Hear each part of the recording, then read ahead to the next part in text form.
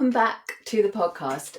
Let me start by saying I am so grateful to those of you who are listening to the podcast each week, and the messages that you have sent me to let me know that you've been running and my voice has been in your ears, or that you're looking forward to the podcast each Wednesday, or how you've connected with the stories of some of the people who have come on for live coaching. It means so much to me. I'm so grateful for you being here and supporting the podcast. And today, I really want to focus on moving you to action, because I love that you are inspired. I love that you are moved by other people's stories. I want you to feel hopeful for what is possible for your careers. But being inspired doesn't change anything for you. It doesn't change anything for the ecosystem of life that we are collectively destroying. And I'm speaking from a place of deep conviction when I say that what we all need, what nature needs, is change. And the aspect of change that we talk about here is the work that you do, because it has so much impact. So I am committed to offering you lots of ways to take action. Every episode, I will leave you with actionable steps that you can take to build momentum towards your regenerative career. So please, as you listen, take notes, take this seriously, do the homework. If you're running with me in your ear, get home and take a few notes on how you're going to actually put into practice what you've heard on the podcast. And if you were ready for more than that, then a really powerful way to take action is to sign up for one-to-one regenerative coaching with me. Over the course of 2 weeks, we will work together to reframe your fears, or define your vision, or create a clear and confident pathway to you to follow into the regenerative career that I know is waiting for you. Email me at coaching@regenerativeworklife.com. Let me know what you most need help with, and we'll set up a call to talk it all through. Now, speaking of action, today's episode is all about how to connect your skills and experience to regenerative work opportunities. So get that notepad, have your notes app at the ready, because I have a lot of powerful, joyful homework for you today. When I first started exploring the idea of regenerative work life, and when I realized that what I really wanted to do was to help people who felt stuck in corporate careers to quit those jobs and align their careers with nature, climate, and community, it became clear to me that there were two main fears that held people back from taking that leap and making those changes. The first fear is financial. We will talk about that in other episodes. I understand that it's real. It's, a practical factor that we have to work around. The second fear was that they didn't have the right qualifications. And I hear this again and again. I hear it from people who are clearly extremely capable, very intelligent, often are at a very high level within the career that they're already doing, within the organization that they're in. They're very, very accomplished. And when they think of moving into regenerative work, they believe that they don't have the right qualifications, the right skills, the right experience to do that work. I want to address that fear today. And the most important thing I want you to know is that you are absolutely qualified right now for regenerative work. Before we get into this, let me tell you a story from my life that might help to put this idea of being qualified into perspective, because I know a thing or two about not feeling qualified. So I started my career as an actor. You may not have heard that before. So that's what I wanted to do my whole life. And I was very lucky, and I got into an amazing drama school and I got a degree in acting. Haha. I'm laughing because of all the useless qualifications. And I got an agent and I did good work on stage and screen. That was what I was doing. Until I was offered a very surprising opportunity. From a sort of series of happy, unexpected accidents, I was offered the opportunity to be the CEO of a startup in the clean energy space, specifically in carbon capture and storage. I mean, I really cannot think of an opportunity more outside of my skill set and experience to that point. And to me, it felt like the role of a lifetime. It felt like nobody is ever going to offer me a chance like this again. And I just wanted to see if I could do it. So I stepped into that role, really, with genuinely with no qualifications.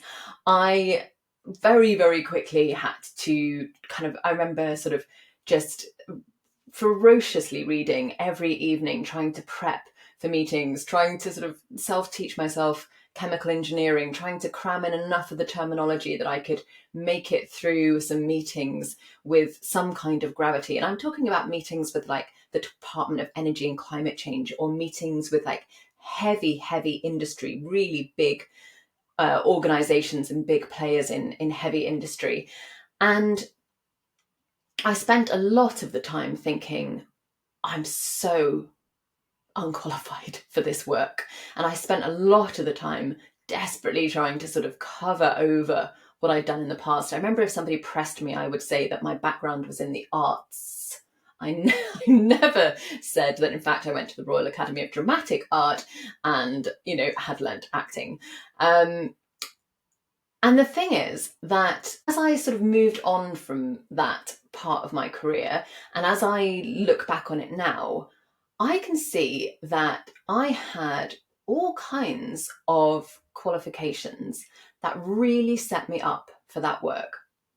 You see, I was a natural improviser. I knew how to step into very unexpected situations and put on a role and play a role and do it with confidence. And that was actually one of the most important things in that work that I was doing. Everything we were doing, we were kind of making up as we went along. We were a startup in a kind of very established space, and it needed somebody who could step into those roles and respond to whatever sort of circumstances or questions were thrown at them with confidence. And I was able to do that because I knew how to improvise. I was also a natural communicator, a natural storyteller, and a big part of the work that I did there was running a really major PR campaign to try to put our technology and our company on the map. So I knew how to do that. And I guess I had a way of enrolling people into a vision. I was used to doing work where you create a world, you create a story, and you bring people into that, and you have to get people to, we often use this phrase actually in theatre, like suspend their disbelief and believe that even though they can't see a full set on stage and there may just be one prop, that they're inside of that world. And I was really good at doing that. So I was able to get these sort of very serious, hardened, long-term industry people to suspend their disbelief that there was a different kind of technology constellation possible, or that this little startup deserved a seat at the table. And I could enroll them in this vision that we had for the part that we were going to play in a clean energy future. So you see, my feeling about not being qualified was really just about my sort of linear and rational understanding of what was required for that role. I thought, I needed to be a chemical engineer, or I needed to have an MBA. And the fact was that there were a lot of people who had those kind of qualifications and they were able to do their part very, very skillfully. But I brought something completely different to the table. And that's what I want you to really understand when you think about moving into regenerative work. You have something unique to bring to the table. You may not be an expert in soil conservation. And yes, if you wanted to sort of do pure soil conservation, you would probably have to study, go back to school, do extra training. And that is a choice if you want to take that route. But there are all kinds of other skills that are required around soil conservation projects. There are the people who are going to communicate about those projects, the people who are going to bring financing into the projects, the leaders who are going to build organizations and teams around these projects, the connectors, the people who are going to get different types of organizations or skill sets to work together. Do you see? There is so much open possibility when we think of regenerative work. It is not a handful of just the sort of maybe obvious titles that spring to mind when we think maybe about something like regenerative agriculture, when we might think, well, I don't know anything about agriculture. There are so many ancillary roles surrounding these projects, and our perception of regenerative work needs to widen out, because it's not a little niche, it's not a little sector, it's a wholesale change in how we organize our economies. So everybody is welcome. All skill sets are required to make this happen. Okay, so with that context, let's get practical. This is the point where I want you to be taking your notes, please, or, if you need to do that mentally. However, I really want you to focus in on these 3 action steps that I'm going to give you. So the first step, I want you to list your current skills and strengths in plain and simple terms. So I need you to shift out of the CV mindset. If you have ever, I'm sure you have, you've read your own CV. I've read a lot of CVs because I used to employ people, and they are just written in this kind of alien language. It's this corporate speak that we kind of come to accept as normal. But if you were to take one of those CVs and go and just, read it to a child, they would have absolutely no idea what you were talking about. So that is my challenge for you. I want you to write about your skills and experience, not thinking about a CV, not thinking about a potential employer, not thinking about a LinkedIn profile, just in its purest terms. What are you good at? What can you do that many other people can't? What are your special skills? What are the things that you see, or that you're able to piece together, or that you're able to bring to the table that are not, you're not going to be the only person who can do it, but that feel kind of really unique to you? And I don't want you to use any corporate language. I don't want you to use any sort of floaty, esoteric wellness language. I want you to use plain and simple terms, and really think about, if I were explaining this to a child, how would I say this to a child? Like, I might say, I'm really good at telling stories. And when I tell stories, people really believe in the worlds that I'm telling them about.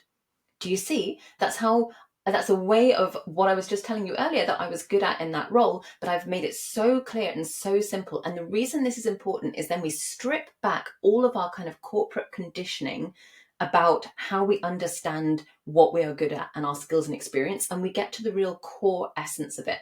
And that opens up new possibilities. That's how they really become transferable for us, when we see them as sort of pure building blocks that we can bring to new roles, to new businesses, to new opportunities.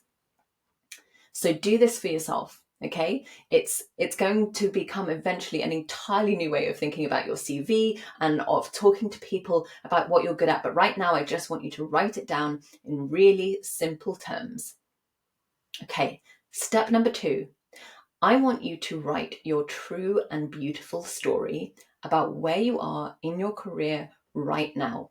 So a theme that comes up a lot with my clients is that they somehow feel an element of shame around the transition that they're making in their career journey. If you haven't heard it yet, I strongly recommend going back to, I think it's episode 7, which is with a live coaching session with Shweta, and she talks about this very beautifully, that while she knew that the right thing for her was to be still and to listen and to really explore what she wanted for herself, she was very, very conscious of this gap that she felt opening up on your CV. So maybe that's something you can relate with. Maybe you feel like you've stepped out of something that you were really good at and you were very respected within, and you don't really know who you are without it. That was certainly me when I sold my business last year. I was so used to Alyssa being the CEO and founder. That had been my identity for over 13 years. And it took me a long time to discover who I was without that title.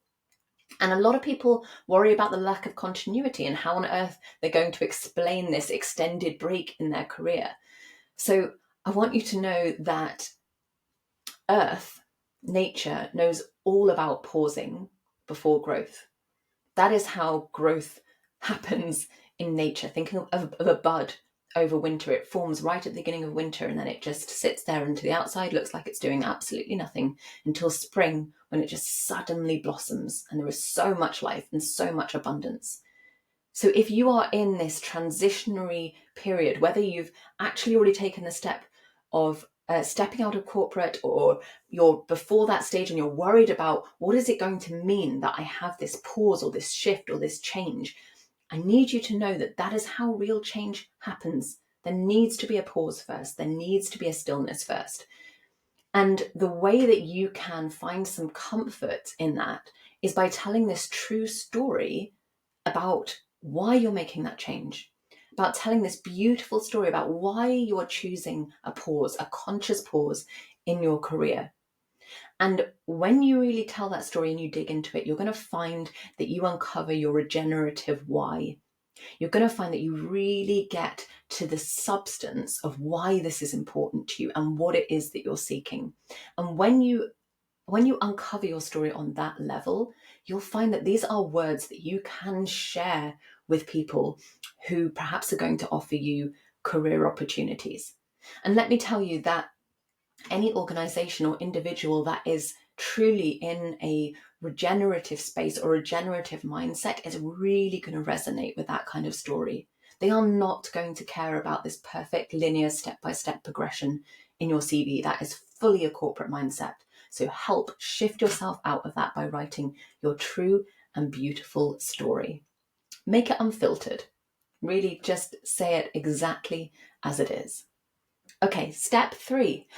I want you to take daily small steps in the right direction and don't attempt to leap to your destination.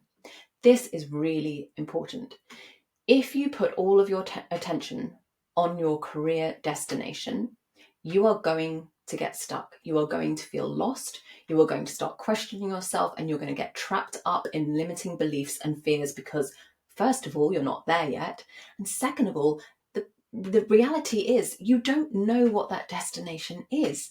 If you knew what it is, you wouldn't be here listening to me. You wouldn't be doing this work. You would have just taken that step already. But the fact is, it's just not that simple in the world of regenerative work. It is very rare, actually, that somebody is sat in their corporate job and just looks on a job board and sees the perfect regenerative role for them, and they apply for that role and they get that role and boom, no messy transition required. They've just gone straight to the destination. I'm sure maybe that has happened 1 or 2 times, but for most of us, we are writing the script for what our career future looks like. The fact is, it hasn't been written yet. There is no destination yet. We are creating it. We are inventing it. We're exploring it. So let the destination go for now and just focus on the next right step. This is how you navigate any really significant, deep period of transition in your life. You focus on the next right step and just moving in the right direction.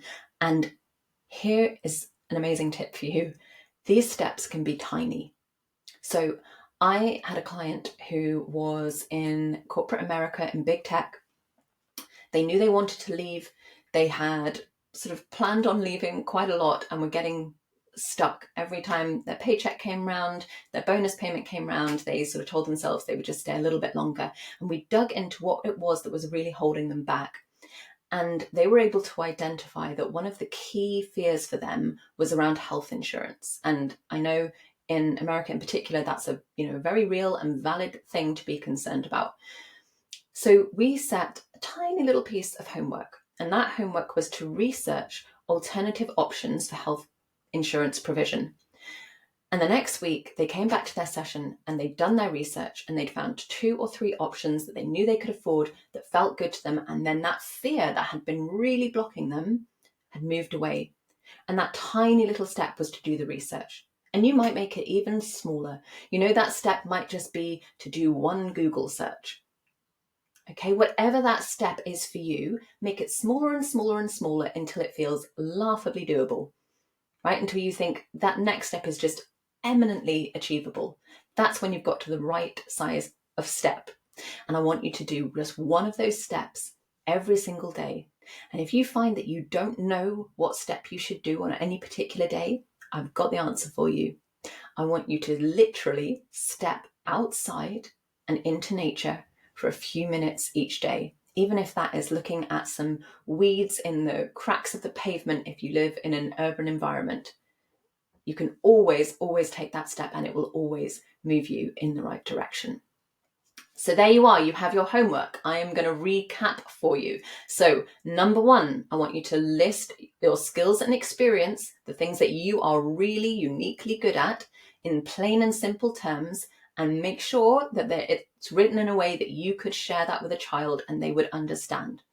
Number 2, I want you to write your true and beautiful story about where you are in your career right now. I want you to reframe this period of transition as a beautiful and necessary thing that is going to get you into the career that you are dreaming of. And number 3, I want you to take daily, tiny, super manageable and easy steps in the right direction. And if you're ever stuck on what step you should take, just step outside and be in nature. So please do this homework. And to help hold you accountable, here is an offer. I would like you to send your homework to me. Send me those lists of what you're good at. Send me those stories. Let me know what little steps you have been taking in the right direction. You can email me at alyssa@regenerativeworklife.com. So that's Alyssa, ALISA, at regenerativeworklife.com. Put the subject homework, and I will make sure that I give it my attention and I offer you feedback and I share some ideas with you. And if you want to go deeper with this work, if you come to this homework and realize you really need some side-by-side expert guidance and you want to go deeper and you want to unlock some of those fears and blockers that are getting in your way, then regenerative coaching may be the right solution for you. We can do this work together. So email me, coaching@regenerativeworklife. Let me know what you most need help with. We'll get on a call and we'll come up with the right solution for you. Thank you so much for listening, and I will see you next week.